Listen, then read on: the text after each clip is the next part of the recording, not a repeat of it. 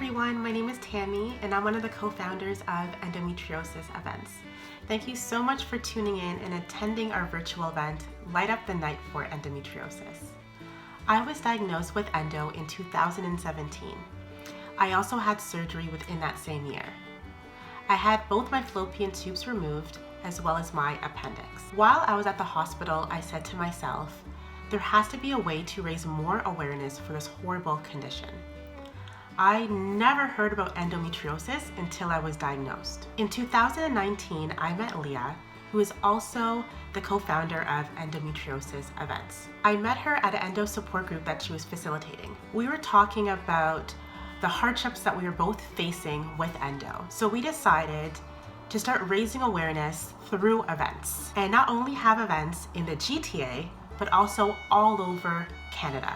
We wanted to create a safe space where women can talk about endo, meet other endo warriors, and just share their journeys with one another. And I'm so happy that our vision finally became a reality. My name is Leah Haynes, and I'm one of the co-founders of Endometriosis Events. We welcome all endo warriors and supporters as we light up the night for endometriosis. This is an amazing opportunity to bring awareness to a cause that's near and dear to my heart. As a person with endo, I know how painful, debilitating, alienating, and heartbreaking this condition can be. But I also know how important the strength and support of others can be in helping to get through the tough times. That's why this event and others that we have hosted and will continue to host are so important. My journey began a few years ago with a laparoscopic surgery that ultimately led to my diagnosis of stage 4 endo. It wasn't the news I wanted to hear, but it put me on the path to where I am today. Through our monthly support group meetings and events, we hope to raise awareness of this condition which affects 1 in 10 of us. This evening, we bring you perspectives of others who are also raising awareness and trying hard to make a change in this country and the world when it comes to endometriosis. Whether you participated in our virtual events earlier today or are joining us for the first time, we hope you're enjoying yourself and we hope you feel inspired and proud. On behalf of Endometriosis Events, I'd like to thank everyone for joining us today. We couldn't have had another successful event without you. And of course, to my partner in crime, Tammy. We did it. Another success for Endometriosis Events. Our little idea has come a long way, and we continue to build on each other's strengths to strengthen each other and others. So here we go. Sit back and enjoy the live stream of our lightings of the CN Tower, Mississauga Civic Center Clock Tower, and Niagara Falls as we brighten the skies across this beautiful province of Ontario in Canada and light up the night for endometriosis. Hello, my name is Emma Wieland. I am the co-founder and president of the Endo Educational Organization of Canada, otherwise known as the EEOC. So at about 12 years old, I started experiencing just abnormal amounts of pain with my cycle. Despite my mom's experiences with endo and adeno, she saw this as the same thing she dealt with because she'd been so gaslit through the system. So she told me, you know what, Em, you're gonna have to go talk to your doctor, get some pain medication. This is unfortunately just something our family deals with. The women in our family have painful cycles. But when I was about 14 years old, I ended up with some extreme pelvic pain that was really focused in my hips. So we went into the hospital and found out that my ovary was torsioning and that there was a large dermoid cyst. Although that actually took about 3 or 4 days for them to listen to me. Because I'm so young, I've dealt with a lot of issues with being gaslit and not heard. So I ended up getting surgery at 14 years old for the dermoid cyst. They removed it. The ovaries were able to be salvaged, thank goodness. I had a small amount of chronic pain in my hips after that. That showed up a lot around ovulation and my cycles. I brought this up to my doctors, but was gaslit again. So I just thought this was normal. I'd had a surgery, so it would make sense to have some furthering pain. But over time, my cycles began to get more and more intense. So during 16-17, they became extremely intense, especially after I discontinued the use of a birth control, which I was using for contraceptive and pain. And they escalated really quickly. So by the time June rolled around of 2018, I was in a really not a good situation and was having pain that far surpassed my cycle that was really extreme. None of my painkillers at home could touch it, so I went back to the hospital. And once again, after 2 or 3 days of going in and out, them not listening to me, finally brought an adult with me and they listened, and I ended up actually having an ovarian torsion that I was dealing with again. Had about 10 minutes between being told I had to go to the OR to being in the OR, and they were just trying so hard to salvage the ovary because the torsion looked fairly intense on the CT. They ended up finding endo, and upon waking up, I was told, you have good news, bad news. Good news is that the ovary is fine, the torsion has resolved, and there's nothing further to go down on that side. On the other side of things, you've been diagnosed with endometriosis. We found it on a lot of the pelvic organs. And I had never heard of endo. The doctor gave me a prescription and said that you can either get the IUD or birth control, and this is the treatment for endometriosis. Unfortunately, because of my previous experiences that were quite negative with birth control and hormonal contraceptives, I decided to not pursue them, and stayed holistically, decided to completely switch my diet. I noticed after that surgery though that I didn't have any energy to do things anymore. I was always low on energy, I was always anemic, had a vitamin deficiency, I'm also diagnosed celiac, so there was a lot of other things floating around, but this fatigue that I felt, it was really new and it was really intense. And it continued to worsen. And then I realized I couldn't handle foods like I could before. I used to love red meat and cheese and oily food, salt, sugar, all the bad things. I was young. And so it was really hard for me to realize that these things were causing a lot of agitation. And I didn't really question it until I went to my follow-up and I mentioned it to the gynecologist, and they said, well, that's really weird. I don't know why you'd be experiencing worse symptoms. You should be experiencing less symptoms, because at this point we've removed some of the endometriosis. We burned off as much as we could see.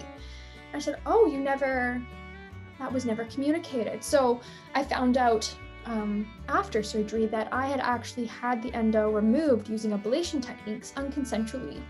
So that was really difficult to deal with as well, knowing that they had performed a procedure, now with the knowledge I have, that made me worse off rather than just asking me.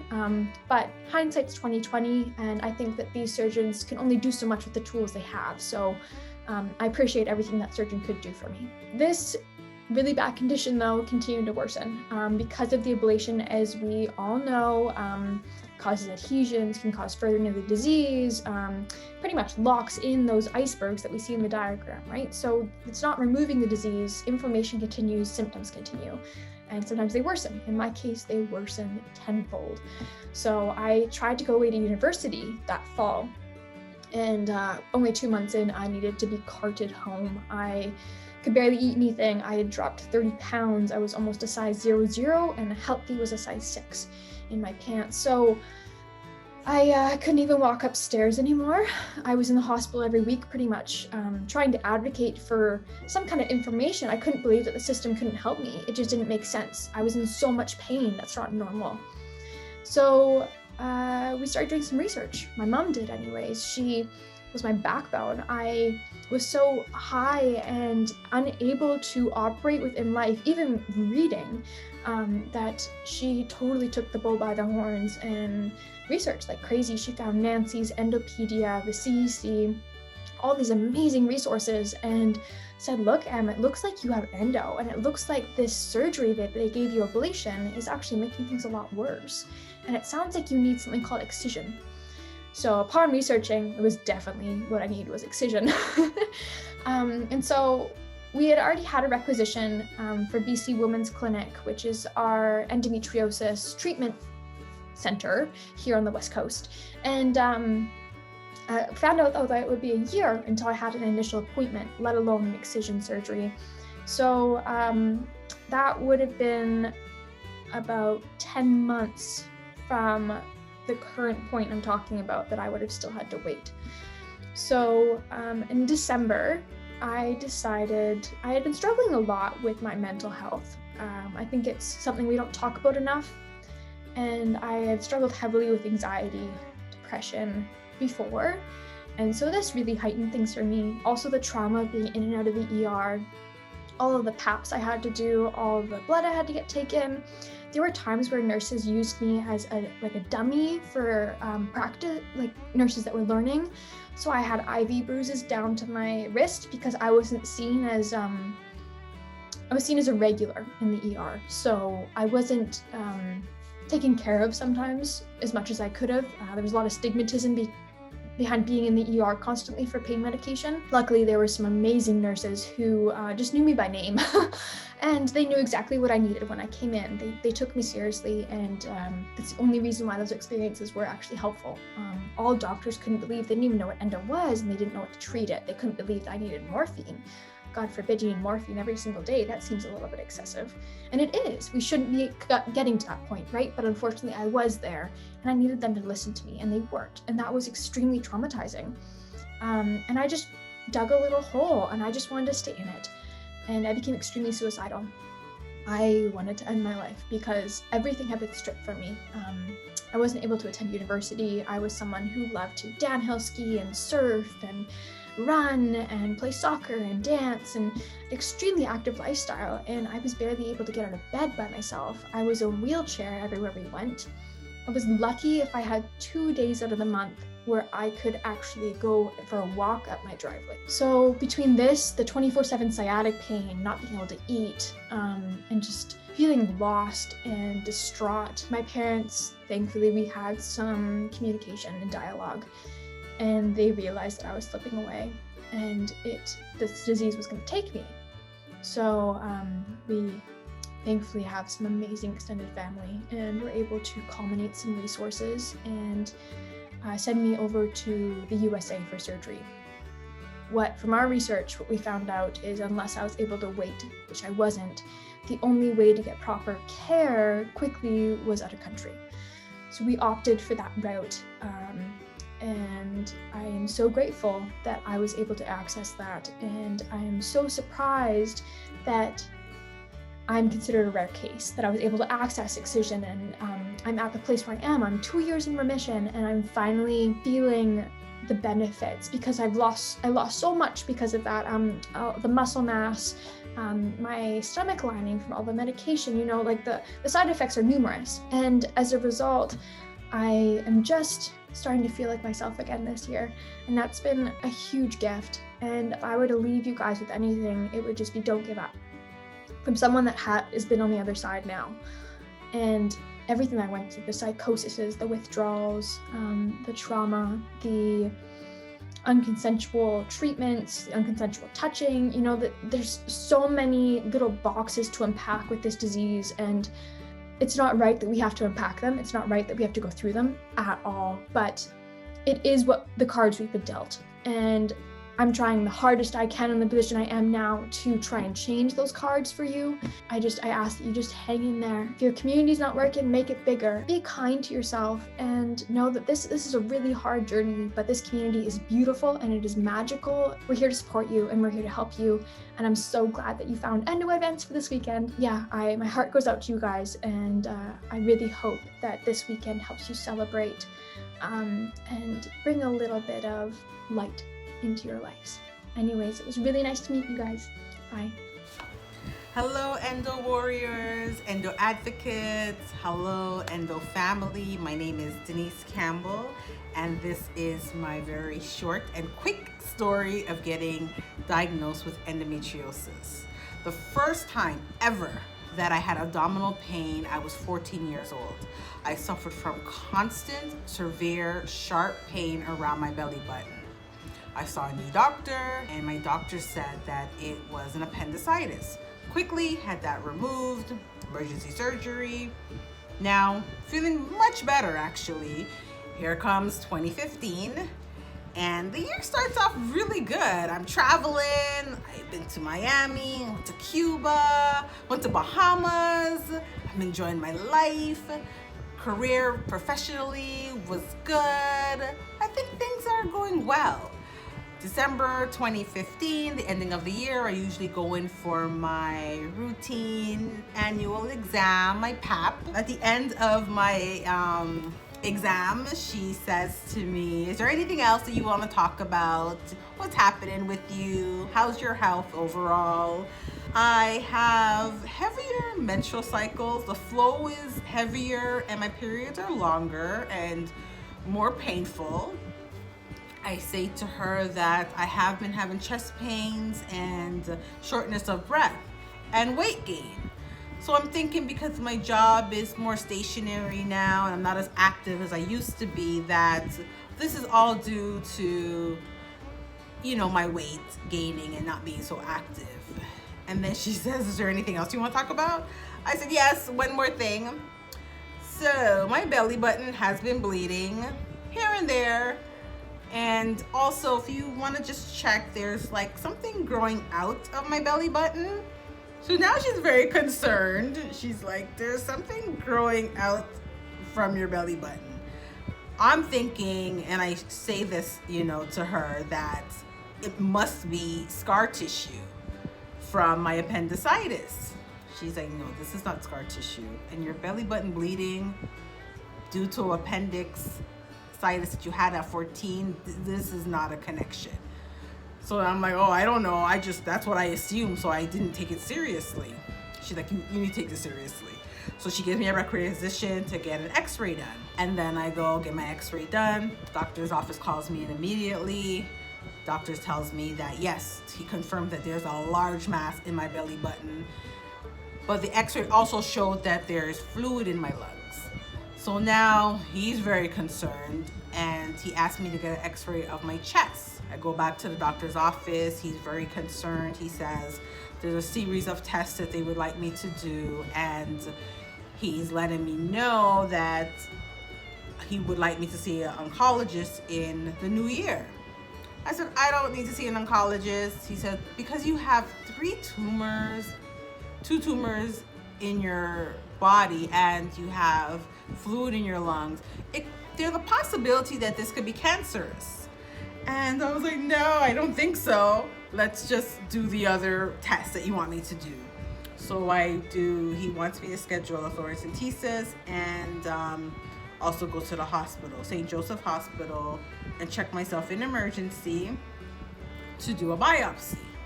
So I do a thoracentesis where they remove some of the excess fluid in my lungs. It's a long needle in your back to take out some of the fluid. They did that twice, actually. So I'm feeling a little bit better, breathing a little bit better. I go to the hospital and I check myself in. I'm in the triage. I do blood work and I'm doing x-rays, scans, anything they want, I'm doing it. So now they want me to stay. So I'm like, I'm only here for the biopsy. When you have the biopsy schedule, I'll come back.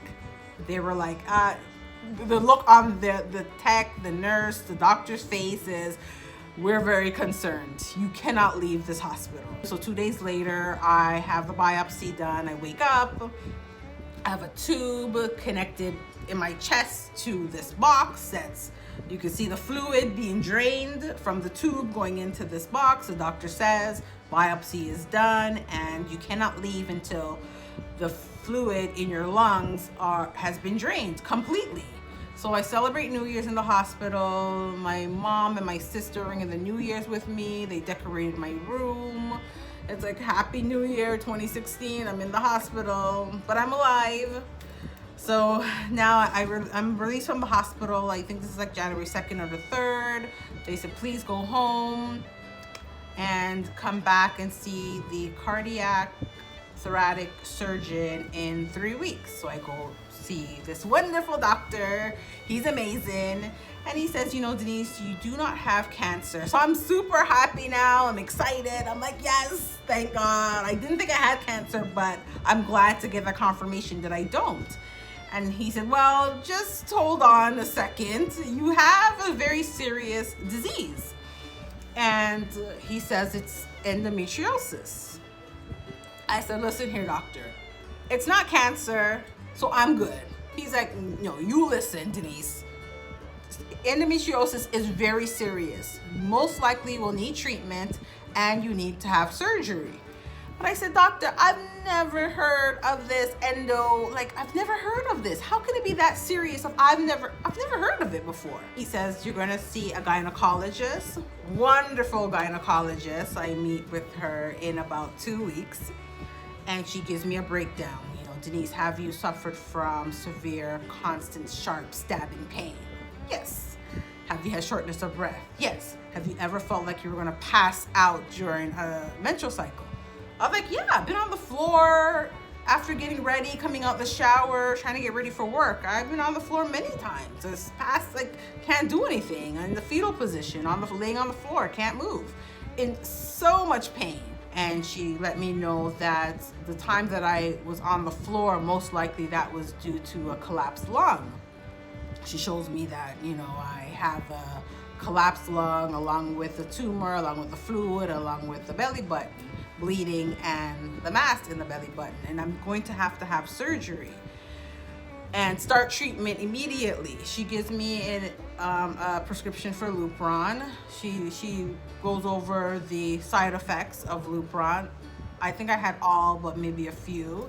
Hot flashes, night sweats, all of it.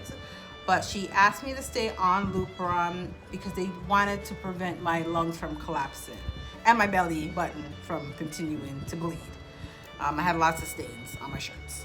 So I leave the gynecologist's office with information about collapsed lung, about endo in the lungs, endometriosis in the pelvic and in the belly button. So this is all new for me, and what I would say is that it's a roller coaster ride. I grieve, like I mourn, I cry, I survive, I thrive with endometriosis. It is a cycle. And I would encourage everyone to find their tribe, find your wellness community, find your village who will hold your hand, hold you up, will listen to you, will never judge you or question you about this debilitating, chronic, devastating, invisible disease called endometriosis. My hope is that along with a cure and accurate, up-to-date information, I would have loved to have known about this disease before being diagnosed about it and being very dismissive. I am diagnosed with endometriosis and I was dismissive. And this is just a glimpse of what I've gone through with endometriosis. My life has completely changed. It's not the same, and that's part of the reason why I do grieve. It's really hard. It's really hard having endometriosis. The symptoms and the impact on my life is so challenging. Daily, my symptoms changes on an hourly basis. So I'm sharing my story to bring awareness so that way everybody knows what endometriosis is. I'm hoping that we will just continue to break the silence and share our stories, and we will be heard. Thank you for listening to my story, and please share it. Please talk about it. Talk to your children about it. Let's spread the word so that nobody will ever say endo what again. Stay blessed.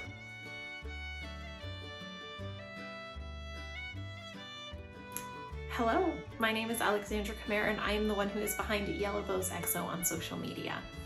My endometriosis journey started at an early age. Starting at the age of 7, I started dealing with chronic and recurrent UTIs.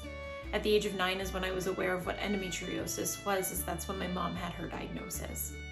When I started having my cycle at the age of 14 is when my symptoms became very apparent. Having my mom in my corner as my advocate and my voice of reason in trying to deal with doctors and trying to find a diagnosis, as she had just gone through it, her own journey, a handful of years prior. It still took 5.5 years for a diagnosis. I had seen about 6 doctors who all dismissed me and my symptoms, and it wasn't until I went outside of the city that I live in into a larger metropolitan area, and I found an amazing gynecologist. At the age of 19, I was diagnosed with endometriosis as well as suspected adenomyosis. Having a diagnosis didn't change a whole lot for me at that age. All it changed was what type of hormone therapy are we going to try next. This was also before I was aware that there's such a thing as an endometriosis surgeon. I only learned that in the last handful of years. When we were 25, we were blessed with our first son, and when we were 27, we were blessed with our second. After having my second son, we didn't want to have any more kids. But I also exhausted every single type of hormonal medication possible. My periods at that point were anywhere from 12 to 28 days long, and they were heavy. I thought, okay, let's get rid of the adenomyosis and I'll go in for a hysterectomy. I had my hysterectomy with a gynecologist. Once again, it was not an endometriosis surgeon. This all happened before that I was aware of the actual facts and the information. It was before I became involved and educated within this community. I had my hysterectomy and I thought, great, this is it. I'm not going to bleed all the time. I'm going to regain a little bit of my life back. 3 months post-hysterectomy, I started to experience really bizarre symptoms. I started getting chest pains and severe shortness of breath a handful of days a month.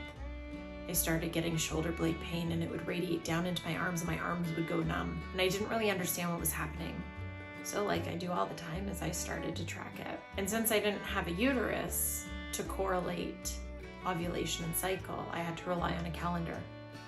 I realized that these symptoms were happening 2 to 4 days every 2 weeks. So then that kind of started my entire journey of being educated and starting to do my own research and essentially teaching myself to be my own best advocate. I dove deep into research and I self-diagnosed myself with suspected thoracic endometriosis.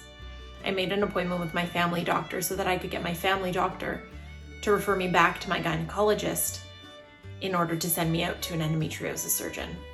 I'd gone to my family doctor with my research and my information, and he assured me that endometriosis cannot reside outside of the pelvic cavity, and that thoracic endometriosis is not a thing, and that I was having hormonally induced anxiety attacks, and he gave me a prescription for Zoloft and Ativan and sent me on my way.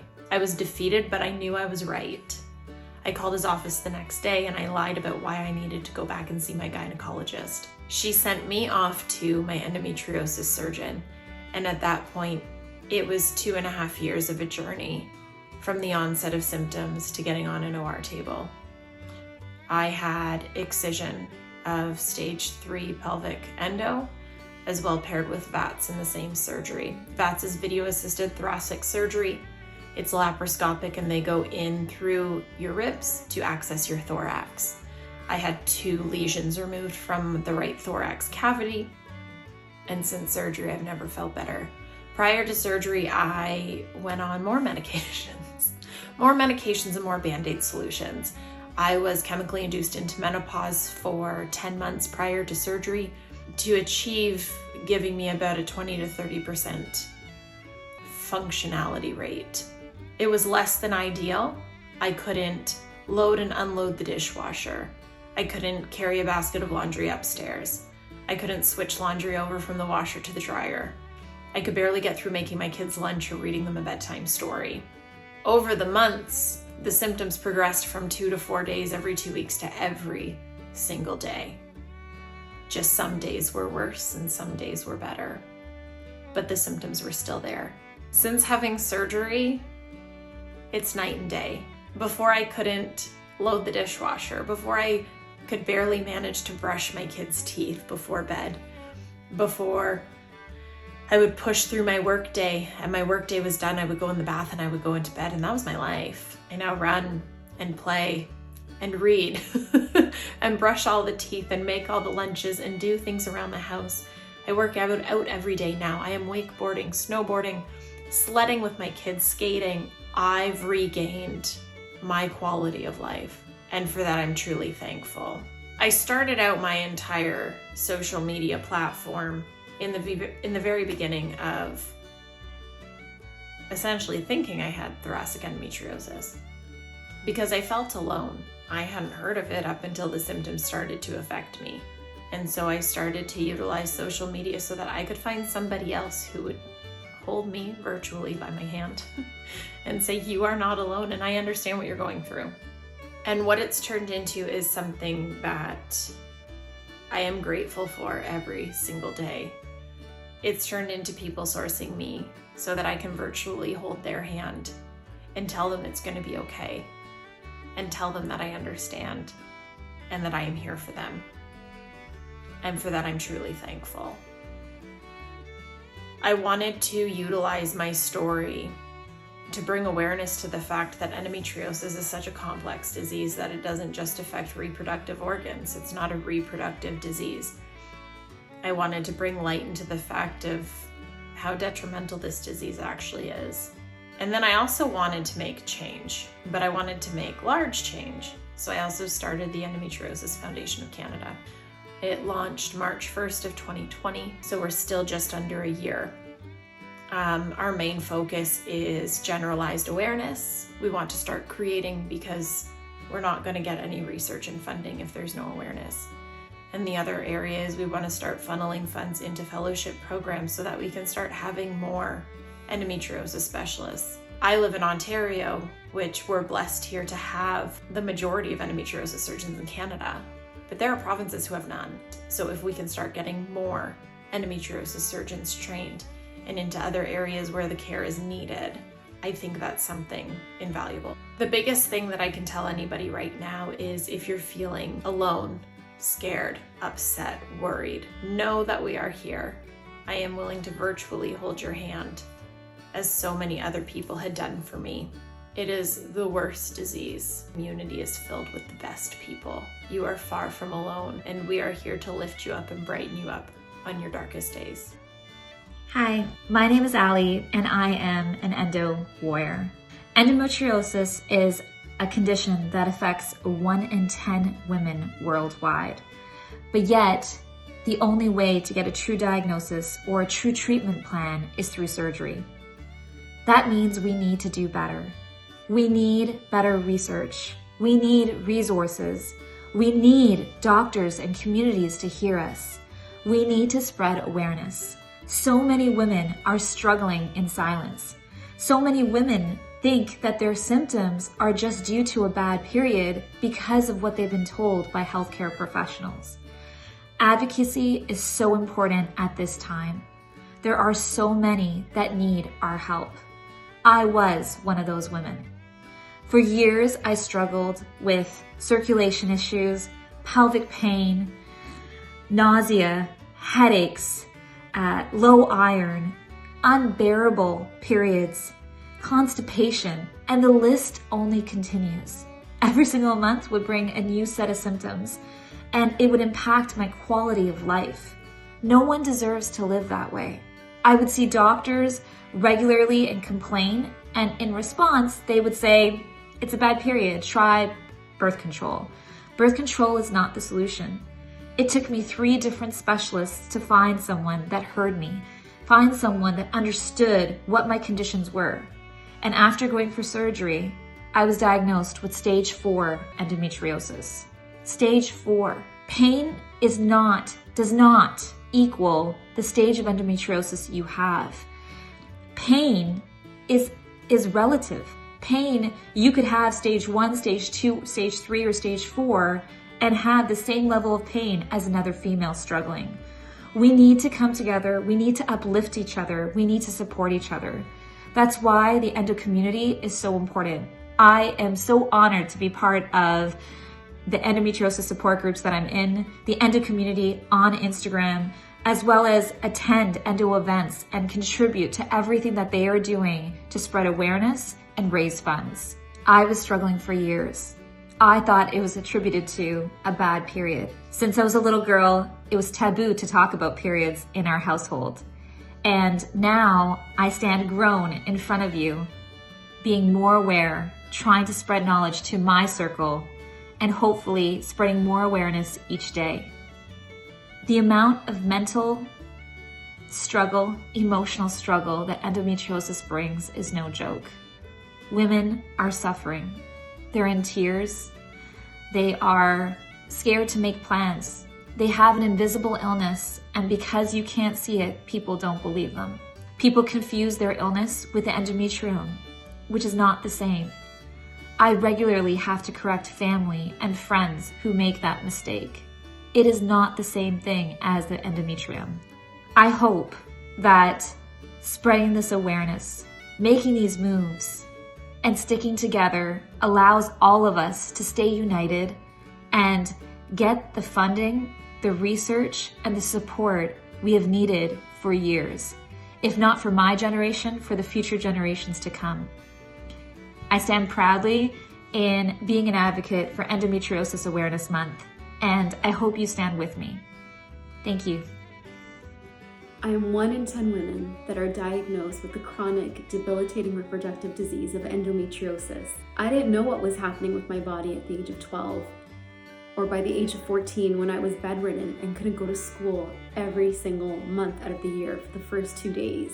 By the time I was 17, I thought for sure I was dying. I had every single test, blood test, stress test, heart test, every single test done under the moon. My diagnosis? You have dysmenorrhea. You just have really, really bad periods and low iron. Take some birth control pill and be on your way. I was desperate. I was missing out on field trips. I was missing out on overnight trips. I was missing out on the enjoyment of vacations because I just couldn't. I was in so much pain. By the time I was 21 in my undergraduate degree, my sister checked me into the hospital because I was certain at this point I would die. The specialist looked at me and said, well, your solution is to just have babies. Have your babies, have them soon, it'll clean you out and you'll be just fine. I was a 21-year-old woman in the middle of my undergraduate studies, not in a serious relationship, not married, not financially stable, and the prescription was to go and make babies. Unacceptable to me. My young life, while full of a lot of joy, was filled with a lot of pain. I often wondered, when would my rainbow come? When would I feel normal like the other women do, like the other girls do? It wasn't until I got married in my late 20s, and yes, I was on birth control and it did control some of the symptoms. But when we decided to have a baby, I thought I would cleanse my body and clear my body of everything, all the chemicals and everything that I had done to it to manage this debilitating pain. Shortly after stopping the birth control pill, there I was again, getting ready for work early in the morning, hunched over on the bathroom floor on all fours in debilitating pain, calling into work, calling into my boss, and explaining why I couldn't go in. Something was not right here. All of these years, and not a clear solution, from doctor to doctor to doctor, and really no answers. I was so frustrated at that point. I didn't know where else to turn. We decided that we wanted to start a family. I was so excited. We tried and we conceived, and it was the most beautiful, beautiful, beautiful moment of our lives. My rainbow had finally come in. Something that I had always dreamed of since I was a little girl was to be a mom. It didn't last very long. I lost that baby, and with that, some of my biggest dreams were shattered. When we went to the doctor and we asked why, how could this be? The doctor said, well, we don't really know why. Your blood work looks fine, your husband's blood work looks fine, but you have a 50-50 possibility of it being due to your endometriosis. What have you done for it? I was told to make babies at the age of 21. I was told to take the pill to mask my pain. I was surviving. I was surviving for a long time, from a young age into my adulthood, into my womanhood. A year later, with some assistance, I conceived yet again. This time, I was certain my rainbow had finally come. 9 months later, I gave birth to the most beautiful baby boy. Life was good. I had heeded the doctor's advice from the age of 21. I would be cleared out. Endometriosis would go away. I would be fine. Shortly after, I found myself back at square one, in debilitating pain, not only bleeding through my clothing, but on all fours again on the bathroom floor, in so much pain. I couldn't manage myself, let alone take care of a toddler. What would I do? What could I do? There was a switch.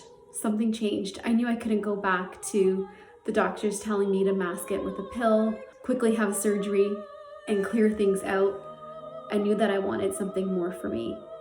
And while I can tell you that this is a story of struggle and of hardship, which it was most of the time, my story also deals with strength, and the strength that it took all those years to kind of suffer through and to figure out, where could I go next? What could I do next? It really wasn't until then that I looked within and I found alternative routes and alternative healing modalities to take care of myself. Yes, with the doctor's wonderful suggestions, finding doctors and networking with the right doctors, with specialists who had studied and had some knowledge about endometriosis. I didn't even really know that they were out there. I had no idea. I thought that I was the only one with the story of struggle. At my lowest point, I was able to find a community, a network of fellow endometriosis warriors, women whose stories sounded just like my own. For the first time in my life, I didn't feel alone. I didn't feel like the odd one out. I didn't feel like the black sheep in the family, the only one with these horrible traumatic periods. We were mirrors for each other. We reflected to each other the stories. In that support, I was able to find the right doctors, and I was able to turn to other holistic things, taking care of my physical body, but also taking care of my spiritual body and my mental body. From things like osteopathy to acupuncture to knowing how to eat right for my body to keep the inflammation down. I started to notice subtle changes, but an angel did come to me, and that angel did come in the form of a doctor who specialized in endometriosis, who explained to me the do's and don'ts of different types of surgeries. And I found the right type of surgery to help me and to change my life. And I looked into this doctor's eyes, and for the first time, I saw compassion, and I saw deep care, and I saw a doctor who wanted to make a difference and who wanted to change my life. And I prayed, and I turned to my angels, and I started speaking to friends and family who had no idea what my struggles were, who didn't even know what endometriosis was. I'll never forget that morning in prayer, going to the hospital, sitting and waiting for this surgery. I saw signs all around me. Number signs, angel signs. I knew in my heart of hearts that this doctor would help me change my life. But I also knew that I am a person of persistence and of determination and of resilience. And that if I was able to hang in after all these years, from the age of 12 to my early 30s, that there had to be some light at the end of the tunnel. My surgery was successful. Those debilitating pains, those days where I couldn't get out of bed, those had all changed. The flare-ups, the fatigue, it shifted. This doctor helped to give me back one of the biggest parts of my life. I'll never forget him, and I'll never forget myself. The love and the care and the attention that I was finally able to give myself as a woman, that I didn't know how to give when I was a teenager, that I didn't know how to give when I was a young adult in my 20s. The people around me didn't know how to help me. Although I had their unwavering love and support, they just didn't know. This is not something that you talk about at the dinner table. This is not something that you want to talk about with your first boyfriend. But the conversation has changed, and I'm so grateful. It's not always that surgery is a solution. There are so many other different modalities that can help you. It's just finding the right one for you. But don't underestimate the power of networking and the power of connecting with other women and listening to those stories and trying those different shoes to see if that size fits you. You just never know until you try. There are always miracles and there are always blessings at the end of it. And I'm so thankful to be where I am today. And I'm thankful for this chronic, debilitating disease that I will continue to live with for the rest of my life. Although it is significantly better, it does impact other areas of your life. And it has affected other areas of my health. The difference now, though, is that I have the knowledge And with the knowledge comes the power to make choices for your betterment, to envision that highest healed version of yourself, to see yourself in the most beautiful version that you deserve to be. I pray for your healing, and I wish for you to always, always, always find the rainbows in the pain. You can empower yourself and you can empower others, and there's nothing to be ashamed about. Let's continue the conversation. Let's continue to talk. Let's continue to share our experiences so that more women around us are healed. Hey everybody, I'm Michelle M, and I am a pelvic health advocate from Toronto, Canada. I am also the creator of The Happy Pelvis, which is an online blog and platform that aims to create awareness and educate others on endometriosis and other pelvic health conditions in Canada and around the world. I was officially diagnosed with endometriosis in 2018, but I believe I've been suffering with endometriosis since I was a teenager.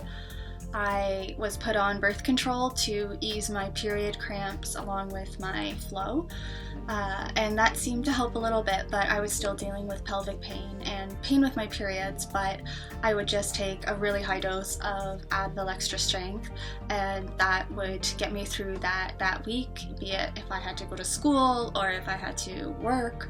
So yeah, I've been suffering since then, but it wasn't until 2018 that I was taken seriously because my symptoms became debilitating and I began to advocate for myself. And the Happy Pelvis is a really big part of that. What started as a creative outlet, like something for me to do to get my mind off the pain while I was on disability, has since grown into something that gives me such meaning and purpose to my life that I didn't have before. As I continue to grow the Happy Pelvis, I want endometriosis to be at the forefront of that, because I know, especially in Canada, the shift is happening.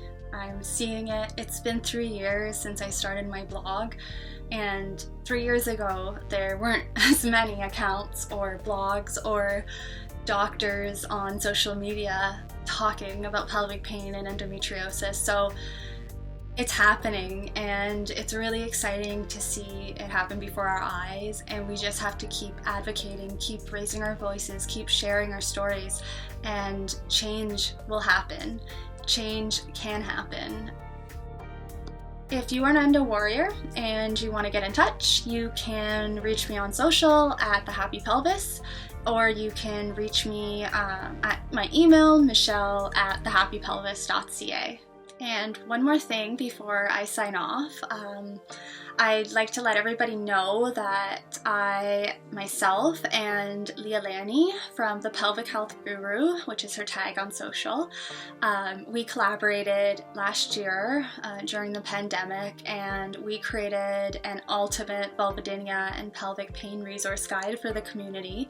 If this is something that interests you, you can find it on the Happy Pelvis's homepage. There'll be a button that links you directly to it. So yeah, in there you can find information about chronic pelvic pain, alongside helpful links to endometriosis, forums, websites. Really helpful, accurate information is in there, as well as helpful products that myself and Leah Lanny have found useful.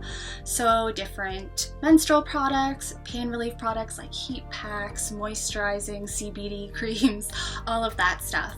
So if this is something that you're looking for to guide you in the right direction as we move into 2021, feel free to reach out to me and I can send you the link, or you can find it directly on my website. Thank you so much, Leah and Tammy from Endo Events, for allowing me to be a part of this event. I know last year we were aiming to all get together to do the lighting of the Mississauga Tower at Square One. Unfortunately, because of COVID, we weren't able to see it in person, but this year I think you guys outdid yourself, and I want to end off on a good note and something inspiring. So when I think of awareness and advocacy for endometriosis, I think of a ripple. So like the ripple is starting. The voices for endometriosis are coming out from under the rocks, and the ripple effect starting, and the ripples makes waves, and these waves are going to make a tsunami. So I'm really excited to see what happens in the coming years with endometriosis research in Canada and improving the care for endometriosis patients.